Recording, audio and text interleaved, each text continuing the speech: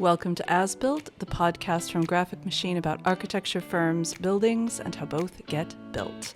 I'm your co-host, Patience Jones. With me is your other co-host, Brian Jones. Our guests today are two managing partners from CityCollective, David Cooke, who is also the founder, and Justin Kearnan. Thank you both for joining us. So David, CityCollective just hit 10 years. Congratulations. Take us back to the beginning. What was the moment or the problem that made you think, I need to start this firm? Thank you. And thank you for the opportunity to share our story. 10 years has certainly gone quite quickly, but Justin and I certainly do remember that first spark of an idea of a CityCollective. And it really started with the belief that cities and communities needed a more diverse and integrated thinking when it came to solving the big problems for cities. At our time together at Berkeley as fellow MUD students 10 years ago, or plus 10 years ago now, there was almost a frustration that Justin and I experienced about the segregation of disciplines, that planners, architects, urban designers almost working at odds with each other to really achieve or to address the city's challenges of growing cities, of cities that were dealing with climate resilience, cities that were dealing with greater level of community segregation, housing growth, infrastructure implementation. And our approach that we started to really think about and has been the real foundation piece for CityCollective over these last 10 years has been to bring those elements together to really allow urban design to be that crucible that all disciplines sit within, and to then really start to bring that holistic design thinking to the problems that cities facing. And that approach has been the real driving force behind CityCollective's journey over the last 10 years. And we certainly see that it will be the focus for that for the future growth of the company as it moves forward as well. The overall goal primarily, and what we've been able to achieve over those last 10 years, has been to really shape better communities and to really be very people-focused and place-focused in how we've applied that holistic design thinking through the projects that we work on. All of our projects that we have been able to achieve over the last 10 years and influence has been very much focused around that public sector, where communities addressing multiple challenges, multiple tension points between their issues, and then how we can then start to apply that holistic thinking to solve them. Justin and I always joke that a project that doesn't have big issues or big challenges isn't really a project that is for us. One of these days, we're going to get an easy one. One of these days. Never going to happen. Yeah. Just to underscore David's point, we were just really frustrated that we were hearing from community members, from developers, from politicians, people that ran cities and towns. They were all saying the same thing.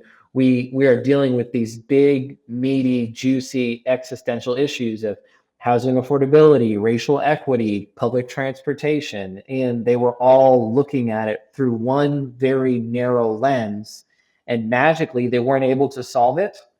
And so we said, well, what if we look at it from all of the different variables and then bring those together in a collective approach?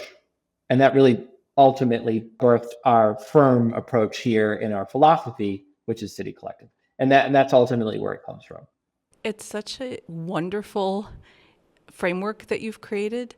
And I can only imagine that 10 years ago, it was probably required a lot of upfront education when you were trying to explain to people what you were doing and why. 10 years later, we're still doing the same. We're still trying to figure out, it requires a lot of education. Wait, so you're architects? Well, yes, but we also do this whole urban design thing and the city planning thing. And we also do development economics and real estate strategy. And we also do planning and zoning. But yes, we also are architects. So 10 years later, we're still trying to figure that out. Is there something that you found is the sort of aha moment? Like there's one thing that almost always causes the person you're talking to have that aha moment about what you're doing? David, I'll let you take that one. Oh, there always is. There always is. It's often after the first visioning session or the first deliverable. As part of our process, our pastime and hobby is design optioneering. So we do lots of quite deliberate, provocative design optioneering exercises that we share to our project partners. And it's usually at that point when our project partners and our clients have that aha moment, and our communities have that aha moment, that we really just haven't led straight away with here's the car parking solution and then here's the built form behind it. And we think that we're going to use red brick for this one. We don't say that at all. That our focus, and I'm being a bit cheeky there, but our focus is very much around how do we really be quite provocative in terms of the what if scenarios. And we really want to challenge our partners and the communities that we work with, and we want their strong opinions. We really want to then start to, once we get that strong opinion, that then helps us really understand what the design solution can be. So it's usually at that point that once we really embed ourselves in understanding sites, understanding communities, understanding aspirations, and everyone realizes that we care as much as they care about a site or about a problem or an area or a precinct, then they have that aha moment and go, you're on our side.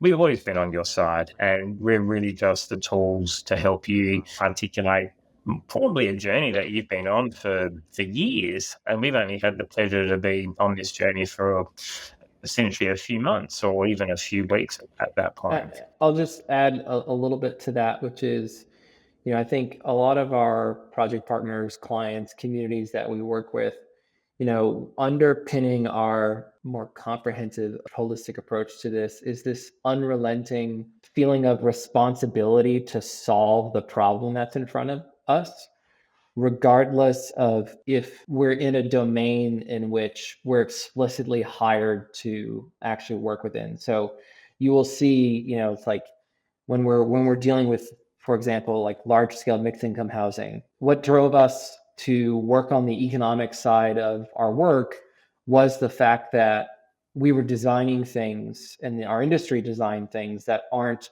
stacking up economically. And so for us to solve the housing affordability problem in the projects that we work within, we then took it upon ourselves to start writing our own economic pro formas and figuring out where those financial levers are that we need to pull in order to get the design to work. And that's just one example of, like, that's an area of work that is stopping us collectively from accomplishing what we're after.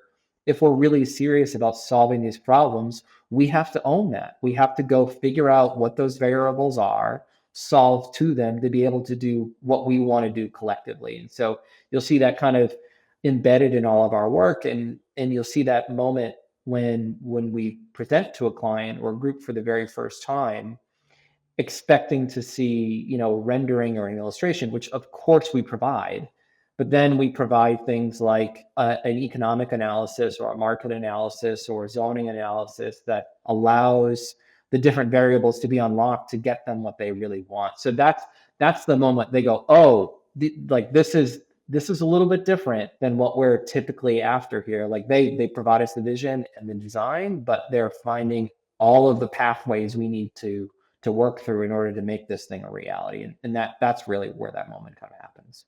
We've been trying to find a good way to bottle it up and share it with people. We're open to suggestions.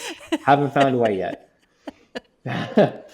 So switching gears a little bit, Justin, you have a very broad background: architect, urban designer, city planner, and you've even worked as a builder and a developer. How did that wide range of experience shape your path to here? Yeah, it's a really great segue from the last conversation, which is this kind of like unrelenting drive to solve all of the variables we need to solve in order to actually execute these projects and actually solve the kind of big juicy problems that we're talking about. First and foremost, actually, I come from the construction side, went to a vocational school for carpentry and construction, got started in all this, like swinging hammers, actually putting like 2x4s up on my shoulder, walking them up 3 stories on a construction site. That's how I got started in all of this. Then worked my way out from there, working through architecture, design of individual buildings, and then came to the ultimate realization that, even that level of control was not far enough out to have the impact and solve the actual challenges that we've been charged with doing. And so that's when my career evolved into urban design and city planning. That's where David and I met. And so by the time that had happened, we had backgrounds, right, collectively in and actually in construction. So knowing how things and buildings get put together, all the way through design and code, all the way out to larger urban design and infrastructure, planning and zoning and regulatory strategies as well that all align these things together. And then ultimately in the professional career, slowly moving also onto the development side. Now, CityCollective is not a development company and we don't develop individual buildings, but we partner with developers and expand their capacity through different advisory services like development consulting or real estate consulting or market analyses. We act as a partner to expand ultimately their impact and their reach for the right people. And so we kind of cross all of those sections as a company. David and I happen to have all of those experiences individually in ourselves, but it's a broader kind of philosophy that the company takes more broadly. Do you find that with the expansion of services with the developers and that it's coming from a place that you fill a void that they don't have on their bench as far as with all the rich experience that you have, or is it usually a request from a different angle? I wish it was that simple as like we add on additional service and it's a separate piece of work. It would be lovely if it was kind of like that discrete.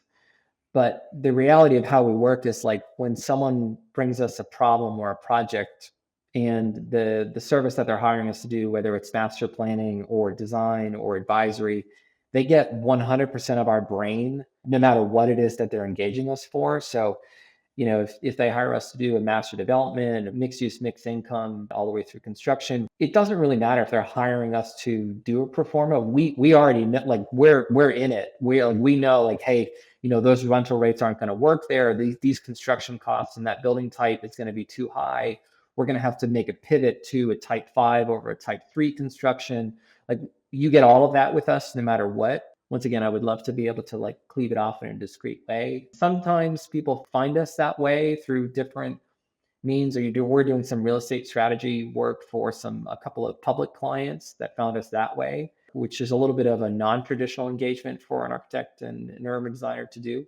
But it's mostly kind of packaged together, and it's more like our DNA than it is like an individual service offering. So CityCollective operates across Australia and the United States. That's a pretty big footprint for a firm of any age. How do you hold the firm together culturally and creatively? Go for it, David. I'm happy to. I actually think it is a pretty big footprint and across multiple time zones as well. I think our philosophy has always been based around a very strong design culture and a very equal design culture within the team. Like there is not a house style or a handful of designers. It goes back to that philosophy of we're inquisitive, we're researchers, we want to problem solve, we want to challenge each other respectfully, and we really just want the very best idea to win the day. And not one person or not one handful of people that will have that. So the best way to achieve that is for everyone to get involved and for everyone to put their ideas forward, whether you're Justin and myself as managing partners or a fresh graduate that's joined the team. Everyone's idea is equal and we really just want to solve that challenge. And I think that research lens and just that thirst for knowledge, and even to the point that Justin was starting to talk about previously, is we just assume that every problem we need to solve, whether it's our problem, or if a developer has a problem, or if a client or a community has a problem, ask us first, and we will certainly solve it. If we then need to bring in a partner, well, of course, but we just assume that every problem's ours to solve. And I think that approach really resonates with the team that we have, and it's something that then also cuts across cultures. And I think that then really then starts to get the CityCollective working as that single global design studio that we have.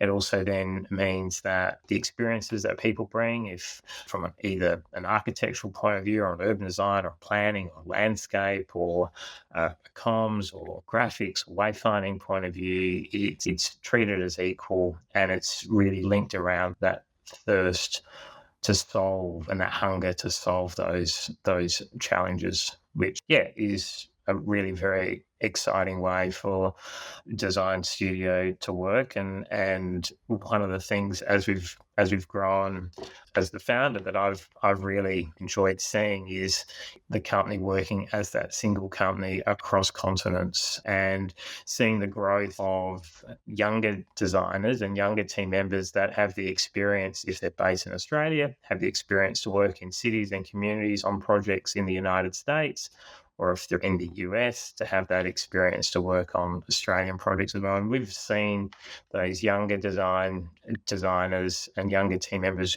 really accelerate their growth because of that exposure. And that's been really exciting.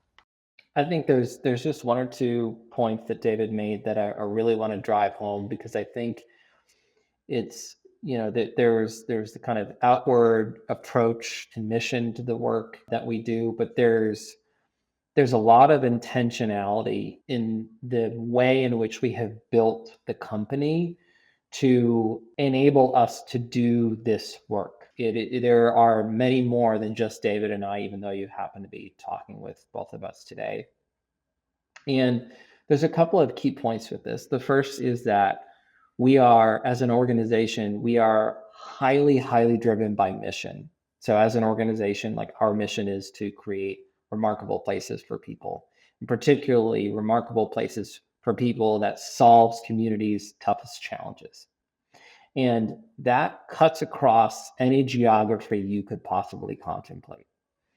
And it translates and it permeates into the team members as being really, becomes for all of us being super obsessive about the actual problems that we are solving on a day-to-day basis. And more importantly than that is like the big white whales of problems that we have not yet been able to find a solution for, that we would all collectively like to do. So those are the kind of two big ones in terms of like mission and vision for the company.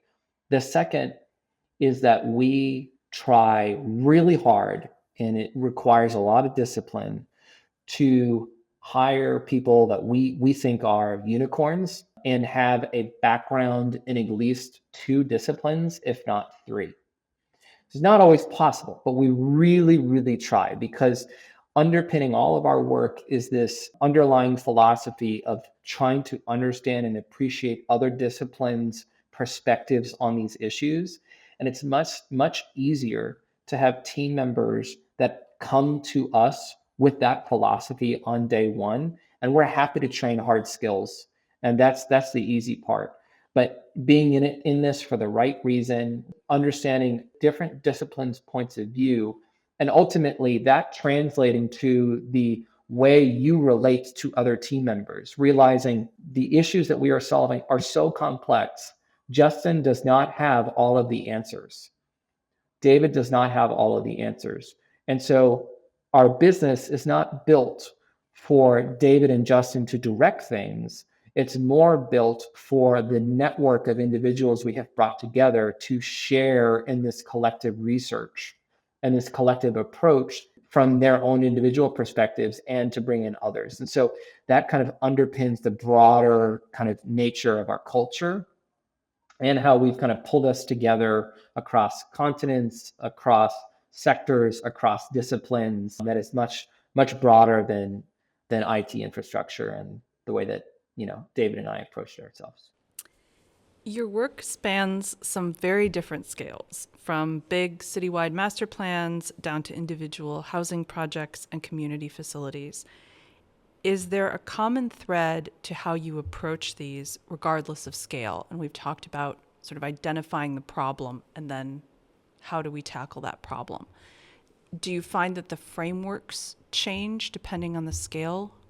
I don't know if the framework changes. I would say about the projects themselves, I would say that we are approaching design solutions through an urban design lens. So what I mean by that is our individual project research, understanding of place, of community, of individuals, of the clients, their organizations, their mission, their vision. Like we are starting every project from the place of best practice in leading urban design through the lens of which the rest of the work happens.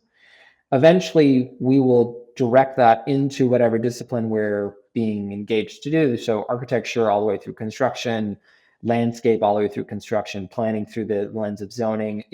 We do all of those individual services in that work, but we're approaching it through an urban design lens. I would say this is a little bit different than how a traditional urban design practice would be run, which is urban designers doing urban design, do urban design. And we approach all of our work as if it was an urban design exercise, and that fuels the rest of our approach in the actual individual project.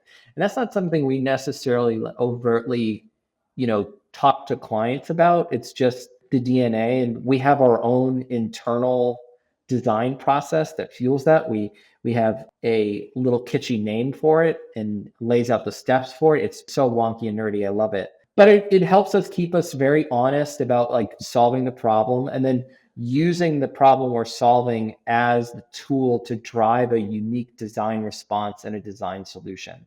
And so it once again just comes back to this larger kind of framework and identity that we've set up for ourselves and for our team members. You've mentioned the missing middle of housing development. What does that phrase mean to you, and why does it matter so much right now? Well, we get to casually borrow the missing middle term from our friends at Opticos who coined this a handful of years ago. But we find it is really in their sense, it's this missing housing typology between the two predominant ends of housing types that are built in the US and in Australia. The two predominant housing types being single family homes and multi-level corridor style housing buildings.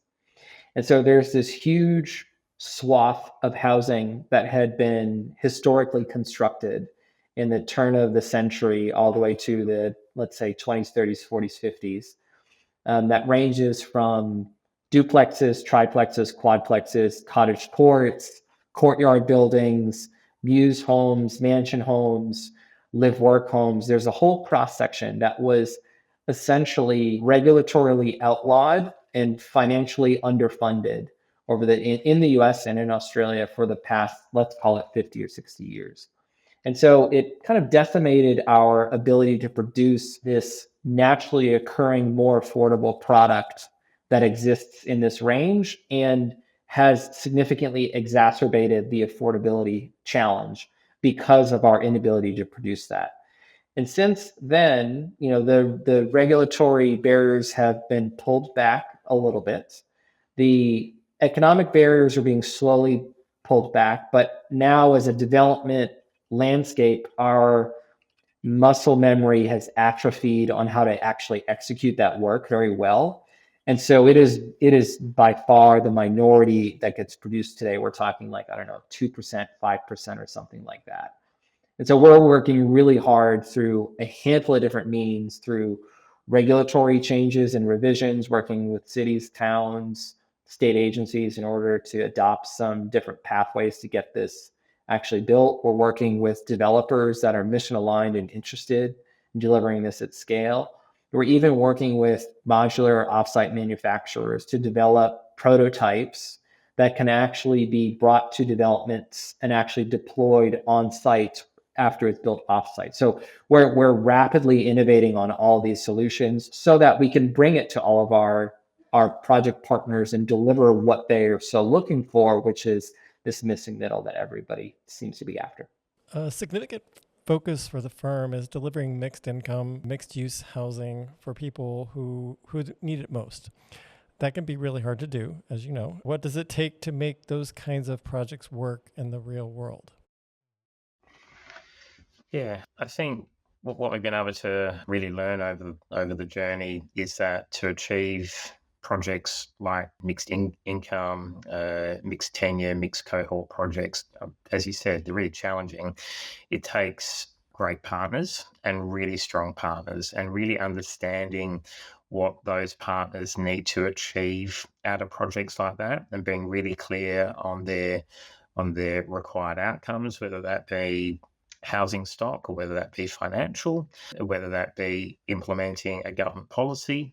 But it's critical to understand what the requirements are for those partners. So bringing them together in terms of government organisations, housing authorities, developers, construction companies, and the full spectrum of construction companies. And as Justin touched on, exploration into modular is rapidly growing.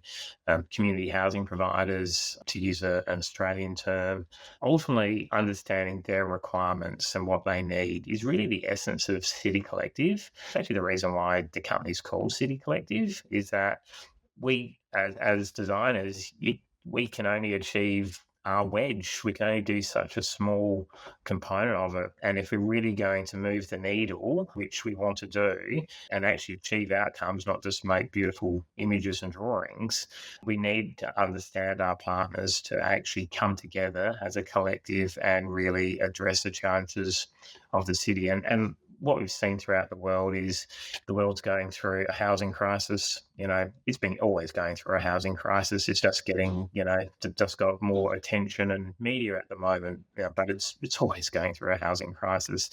So how, from a design point of view, how can we then start to not just achieve houses, not just achieve apartment boxes, but actually deliver quality design that really brings in a mix of affordable housing, social housing, community housing, disability service provider housing, and market housing, all together in one building or within one precinct. And I think we're not really revealing too many secrets, Justin, of our process, but one of our secrets is always to have front doors and equitable space fronting onto public space. So it doesn't matter if it's market housing behind that front door, or if it's affordable housing behind, or social housing behind that door. It has the right to then open onto your public space. It has the right to open onto the street at the same way. And we think that's really important to actually break down mixed cohorts within precincts and buildings like this. We've only just finished a recent project in Adelaide in South Australia for a community housing provider that we've done quite a lot of work for, Uniting SA. They followed this model, partnered with government, partnered with a construction company that they'd worked with to deliver a mid-rise 70 apartments in a 7-story building. But they did that in a way for all those principles that we just touched on. There was equality in terms of how they addressed the street. There's communal spaces on every level. There's a combined, which is then to bring the mix of cohorts, which is market rate and affordable, focused at first homeowners or a younger cohort within the area, but then also provided on key workers as well. So to really then have those rent subsidies and assistance to then help this particular cohort transition through this housing cycle. And it's been an incredibly successful development, but it would have not been if we didn't go back to that very first point of understanding what those various partners needed to achieve. So that really becomes our overall framework to be able to address a very common, challenging problem, not only within Australia, but also throughout the US and pretty much anywhere. Sorry, if I can just maybe add to this, because I think like this topic is a very important one to us, not only because it feels like we're delivering solutions to a very real raw need. That, of course, is really, really important. And that comes through the form of our actually housing delivery work, working with developers and public agencies to take these projects from schematic design through construction in real life. But the challenge of housing affordability itself, I think, is a really good example of the true cross section of CityCollective, because the actual architecture and delivery component of it is important in that you can get it wrong really quickly and then the project doesn't work. But even more so than that is we also understand the larger regulatory and economic environment that needs to be set in a way for the architect to do their work well. And so we will work before there's ever a mixed income development. We will work for cities, towns, state agencies to position different parts of their jurisdiction to be able to do this with actually a project partner.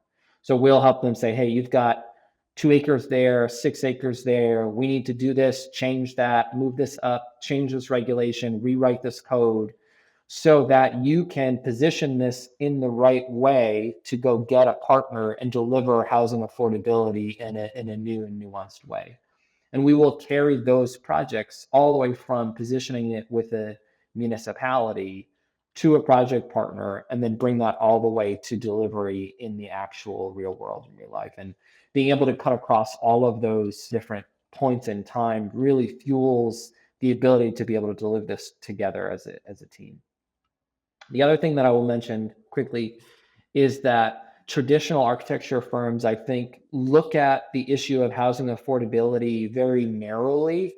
I can only listen to so many architects talk about how we need to replace the quartz countertops with laminate countertops before I have like this nauseous experience about like, you don't understand about anything about land basis and land economics, and like the problem is so much broader than that. And I think that's the kind of magic that we try to weave in these projects is, yes, we are delivering these things at scale, but we are bringing whatever tool we need to bring in that particular setting in order to deliver this housing in really meaningful ways.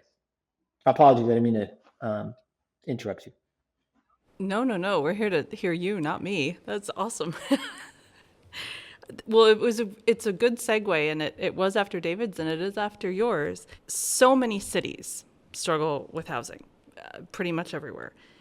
In your work, do you find that the obstacles to implementing solutions are the same across the globe, or do they vary regionally? Are there city-specific unique challenges? Well, let's take continents first. Good place to start, yeah. I think that there are, the answer to your question, Patience, is yes. There are both huge commonalities between different geographies and also really big differences. The big common ones are like a person is a person is a person, right? No matter if they're in Australia or in the US or in the Middle East, or, like a person is a person. And they come with a certain amount of affinity for having a place to live at a price point in which they can economically afford. I mean, that's a pretty, like, it's pretty foundational, no matter where we are in any of those continents. And then we get into like all different kind of regulatory environments that are completely different. The regulatory environment in Australia is completely different than the regulatory environment in the United States. In the US, we have as of right zoning, which feels like it's second nature to us. Everyone looks at me with 3 heads when I mention as of right zoning in Australia. Like, well, what do you mean? It's a negotiated process that goes through town planning that usually happens at a state agency level. So it is the regulatory environment is completely different. The economics around housing are completely different. Like your primary developers kind of landscape in the US are primarily creating, not always, but primarily creating rental products. So they are going out and financing, 150 to 350-ish unit multifamily transactions that are going to be for rent. That is complete opposite in Australia. That is very, very rare. It's almost entirely for sale. We would call them condos. They would call them just housing. That's just housing. There are some big challenges there. Like we have a big prevalence of wood and timber, and we have type 5, type 3 construction in which we're doing things primarily in stick. It's pretty rare in Australia. Significantly fewer trees. There are some differences there, but I will say that we share a lot of innovative solutions that we are learning from different geographies.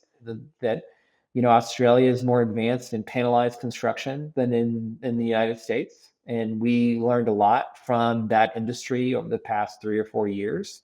And that has fueled some of our approaches to volumetric modular construction in the US. And so now we feel like the US is a little bit ahead in volumetric modular. And so now we're bringing that knowledge that we helped kind of curate back to Australia. So I think that there's an approach that there's some commonalities and some differences continent to continent.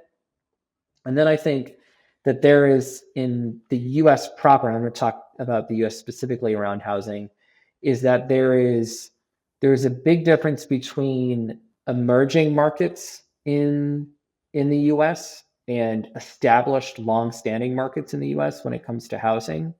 And, primarily the Southeast is going to be emerging markets. I don't know if the city of Raleigh would say it's an emerging market or the city of Atlanta would say it's an emerging market.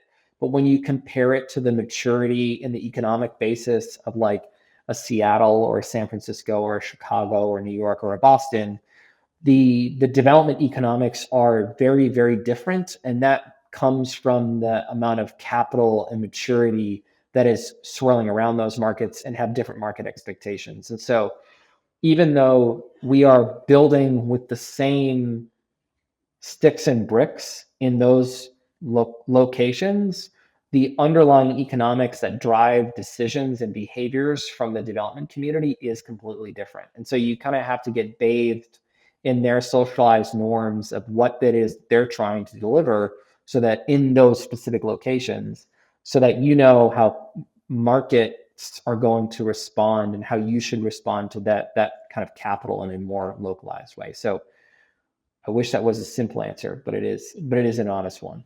No, that's a better answer than a simple answer. I like that. Maybe just adding to that, the Australian market or the Australian housing sector, I think, is really going over the last period of time is going through quite a lot of innovation and change. We're seeing a greater housing mix of more build to rent housing coming into the Australian market.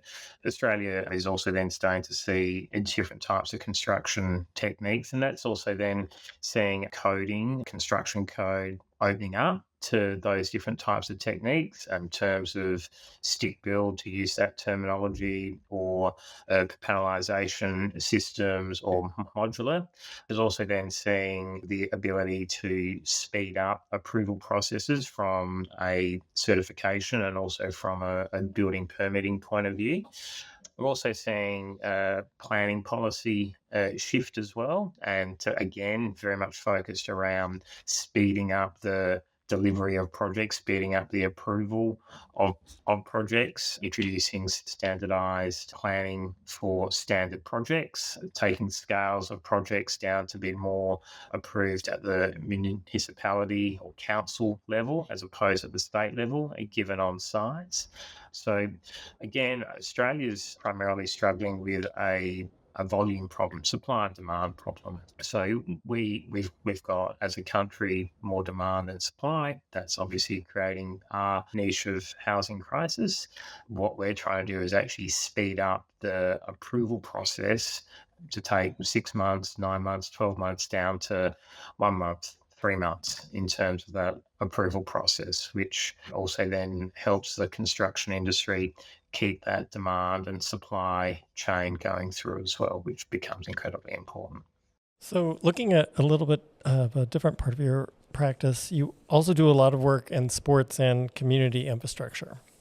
And that is a very different kind of brief than housing or urban planning. What draws you to those projects? Well, we love sport. So that was easy. No, seriously though, we've always taken a philosophy with City Collective is that if we are going to move the needle on our cities, if we are going to address the biggest challenges, what are some of those? What are some of those challenges? Housing is critical, right? So if housing's not solved, if housing's not right in a city, the city's got problems. So we want to be involved. We want to be at that table to solve those housing challenges. Once housing is sorted, not saying it is sorted and we can tick that box, but once we start to address housing, the next thing is then to focus on that community infrastructure and that soft infrastructure to bring people out of their houses and stitch that community together. Sport is a great area for that, as is other areas, but sport in particular is one that we see cuts across society and becomes a great leveler in terms of participation, activation, wellness, and then also the health of our community as well. We've had the absolute pleasure of working across the entire spectrum of sporting infrastructure. Our philosophy has very much underpinned about taking that sporting facility, whether it's a indoor basketball stadium, whether it's a small community pavilion with some change rooms for a soccer pitch for a community, or whether it's a high performance elite facility for a professional sporting club. We take that philosophy that this is ultimately a piece of infrastructure that, of course, needs to serve that primary purpose of meeting the sporting needs. But if done so well, the edges of that facility can then get very blurry and start to really link into the community. About pulling the fences down and actually allowing the community to come into the space, allowing someone that may feel quite intimidated to go and play soccer and not really sure and not really comfortable to play on the field or could feel intimidated, allow the space and then the building as well to take that individual on that journey of inclusivity in the sport. And that's a philosophy that we've been able to take all the way through. And then the other philosophy, very much driven around some of the other conversation points we've been talking about, is then what is the community value that then gets generated out of a project like this?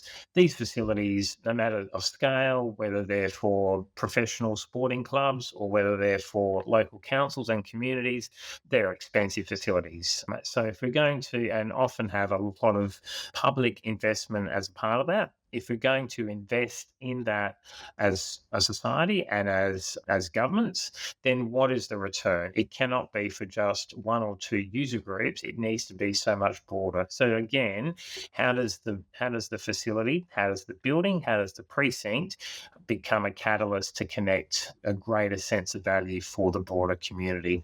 Which, that's been a growth part of our company's work and our overall thinking. It's something that Justin and I have been both very passionate about, and we've been really quite blessed to work on some tremendous projects throughout Australia with councils, communities, new sporting precincts, new indoor stadium facilities, new facilities that when 4 basketball courts and indoor courts are built within the first week, it's at capacity. And we're starting the second phase of that project. So it shows that there's that demand there for well-designed, well-connected sporting infrastructure.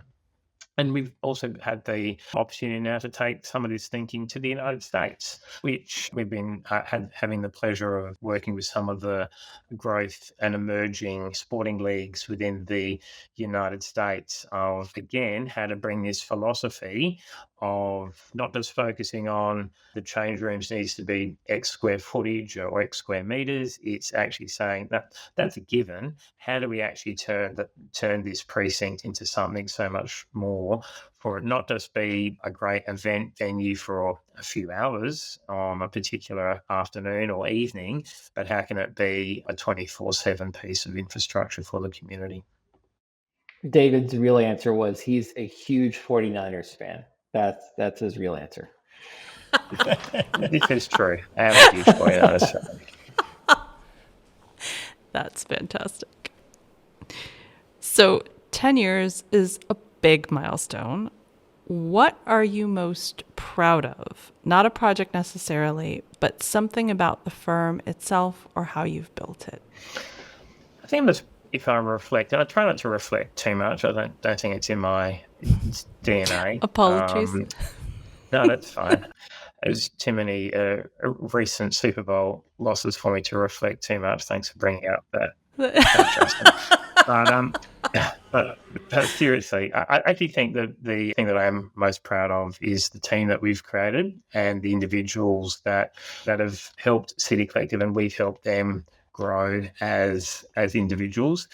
I'm a firm believer that the growth of any company comes out of supporting the growth of the individual. And it's really exciting to see young designers come through the practice, offer their thoughts. We put the arm around them and we allow them to grow. We throw them in the deep end with life rafts at some times, but it's great to have those moments when they turn back and say, I really wasn't sure I could have achieved that, or I really wasn't sure how we could have approached that or solved that. And together we did, and they reflect themselves, and you have that stepped learning moment. That's really exciting from a founder's point of view. I think also then there's the personal aspect. It's seeing our team members grow families and get married, home ownership, those types of big milestone moments. It has actually been very rewarding, even for some team members that are have gone on a slightly different journey and have departed from CityCollectives. They've having those connections and the ability to come back into the family has been it's actually been a really lovely milestone. I was going to say something similar towards the end, David, of your answer, which is, I think I'm most proud of seeing the growth of the individuals that we have helped curate the conditions for them to actualize their best selves in their work. I have been, to name drop a couple, particularly Sam, who's been with us for almost the full 10 years, pretty darn close to it in Adelaide, and Abigail, who's been with us, been with me for the past 4 or 5 years in right here in Raleigh. Those two individuals in particular, I've seen incredible growth and has driven the rest of everyone around them to strive and to be better leaders because of it, including myself and including David. And similarly, I am most proud of when there are some folks that we have had the opportunity to work with and be around while they have gone through their own growth journey, seeing them grow into a leader and then choose to go bring their leadership skills to another company. We have received a lot of feedback over the years about how they have felt like those exports come with an extra special toolkit of leadership that comes from, I think, the fingerprints of our organization. And I think there might be some of David and I's fairy dust sprinkled over them, but I think it also might be more like the collective group and the dynamic in which everybody feels a strong sense of ownership and authorship and a commitment to advance themselves that naturally translates into leadership skills for people that are inside of our organization that feels almost like, it's like second nature. And then you bring that to any other kind of organization and it feels extra special when that happens. And we got some feedback on that recently over the past couple of months with some team members that had moved on and we heard from others. And it was only reflecting on that recently that I feel like that is a really big point of pride for myself that our organization has been able to accomplish in this journey. In that question you mentioned, we weren't allowed to reference a project. I'm not sure whether you said it exactly. You may absolutely reference a project. You cannot default to project, but you may absolutely reference a project. I will kind of run the theme and I won't reference a project, but one of the things that we do that I also get really excited about is when we hear our clients actually communicate the stories we've told them about their project to someone else. And we're so focused on storytelling and so focused on making sure that our clients understand in a really succinct and simple way, almost an elevator pitch of what the project is. We don't go over the top in terms of massive stories and overcomplicated technical jargon. We really want to simplify it down for everyone to understand. And I always get really excited when I hear clients starting to use a few words that we've said or start to tell that story back. And it's like a proud parent moment. So it's like, it's great. You understand the project just as much as we understand the project. And that's success for us. Absolutely. Oh, that's such a good moment. So looking ahead, what problems are you most excited to work towards solving in the next 10 years? Which I know it's sort of impossible to say what will the problems be, because 10 years ago, who would have thought these would be the problems? But here we are. So next 10 years, crystal ball, what are you excited about? Okay, can I take this one to start? I'm going to call, and I'm sorry if I'm stealing this from you, David. I'm going to call easily, hands down, not even close, normalizing and creating the regulatory, economic, and political framework to unlock offsite modular housing at a scale that rivals that of manufacturing or rivals that of automobile manufacturing. It's not even close. We have been researching this work for the past 5 years. We have gone to factory floors. We have seen details. We have heard from modular manufacturers. We have drawn the details. We're in the middle of delivering these projects right now. After we've collected all this information, we cannot believe that this is not widely adopted. It's still only maybe 1% of all of housing production is through offsite methods.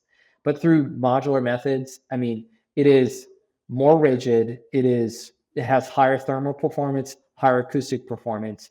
It gets delivered at half the amount of time. When done correctly, it gets delivered for 20 or 30% less on the cost. And it's delivered at the same code as it's site built. There's literally no difference. And so we cannot understand why this is not being delivered at scale. And we believe it's entirely a regulatory problem on the zoning side. It is a socialized norm around this, that there are things that are less than, where that couldn't be further from the truth.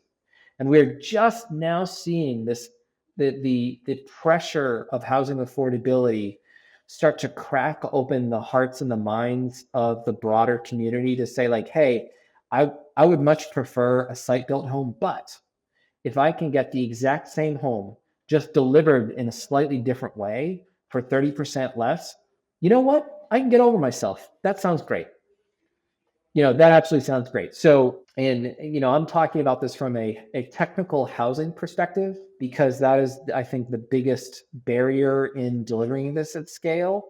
But this is very much an urban design problem or city planning problem, in which we need to create the regulatory environment for these things to get delivered. We need to functionally incentivize them to be delivered. And then we need to educate every partner that's involved in the process, the modular manufacturer, the general contractor, the senior debt partners, the limited financial partners, the actual general partner on the development side, the community, the political appointees. All of those folks need to be working in lockstep. And I cannot wait to throw all of our resources about this for the next 10 years, and for us to have this conversation in 2036 and say mission accomplished. That's my answer. I'm putting that on this calendar right now, because I think it will happen. And if you all are behind it, it will happen in less than 10 years. Very kind. So, very kind. Oh, that's true. Thank you again for taking time out of your very, very busy schedule to share your insights with us and with our listeners. Until next time, this has been As Built.